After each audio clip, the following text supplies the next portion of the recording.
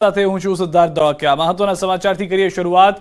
મગફળીની ખરીદીમાં ભ્રષ્ટાચારના ભાજપના એમએલએ લાડાણીના આક્ષેપ તો ગુજકો માસોલના ચેરમેન દિલીપ સંઘાણીનો વળતો જવાબ।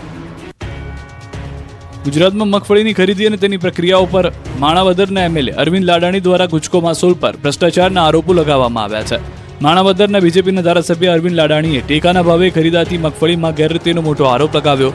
અરવિંદ લાડાણીએ ગુજકો માસોલના ડિરેક્ટરની કામગીરી પર સવાલ ઉઠાવતા હડકંપ મચી ગયો।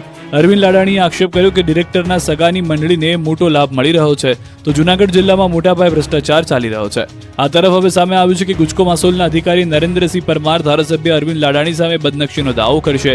એમએલએ સામે 1 કરોડનો માનહાનિનો દાવો કરાશે તો ગુજકો માસોલના ચેરમેને દિલીપ સંઘાણીએ પણ એમએલએના આરોપોને ખોટા ઠરાવ્યા। કહ્યું કે ગુજરાતમાં ગુજકો માસોલમાં ભ્રષ્ટાચાર ગેરરીતિ અથવા અન્ય કોઈ પણ પ્રકારની ખોટી બાબત પરસ્પર લાગુ થઈ નથી। ગુજકો માસોલમાં કોઈ પણ જગ્યાએ ગેરરીતિ થઈ નથી। બીજી તરફ વિવાદ વકરતા એમએલએ લાડાણીએ પલટી મારી। અરવિંદ લાડાણીએ દિલીપ સંઘાણીના નિવેદન બાદ કહ્યું કે મેં કોઈ નાણાકીય આક્ષેપો કર્યા નથી, મેં માત્ર બારદાન નથી તેમ કહ્યું હતું। તો વધુમાં કહ્યું કે ગુજકો માસોલના અધિકારી મારા પર માનહાનિનો દાવો કરી શકે છે કારણ કે લોકશાહીમાં દાવો કરવાની સૌને છૂટ છે।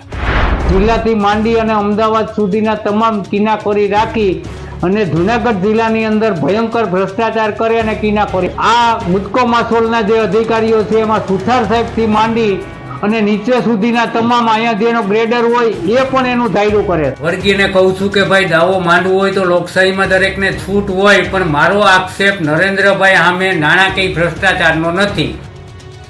બેફામ જતા કાર ચાલકે બાઇક ચાલકને હવામાં ફંગોળ્યો।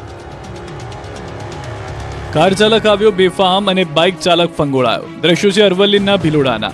અહીં ઘાટી પાસે પૂરપાટ આવતા કાર ચાલકે બાઇકને ટક્કર મારી। બંને સામસામે આવી ગયા। ખતરનાક ટક્કરમાં બાઇક સવારનું મોત થયું જ્યારે એકની ઈજા પહોંચી। અકસ્માત બાદ ચાલક કાર મૂકીને ફરાર થયો। મૃતક યુવક ભિલોડાના ચામઠાવાસનો વતની છે। આ તરફ ખેડામાં ગમકવાર અકસ્માતમાં 2ના મોત થયા। પોલીસ કર્મી પુત્ર અને માતાનું કરુણ મોત થયું। નીલગાયનું ટોળું રોડ પર આવતા અકસ્માત સર્જાયો।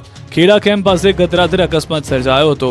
મહેમદાબાદ ફરજ બજાવતા પોલીસ કર્મી પરિવાર સાથે જઈ રહ્યા હતા ત્યારે રોડ પર નીલગાયના ટોળા આવી જતા કાર ઝાડ સાથે ટકરાઈ હતી।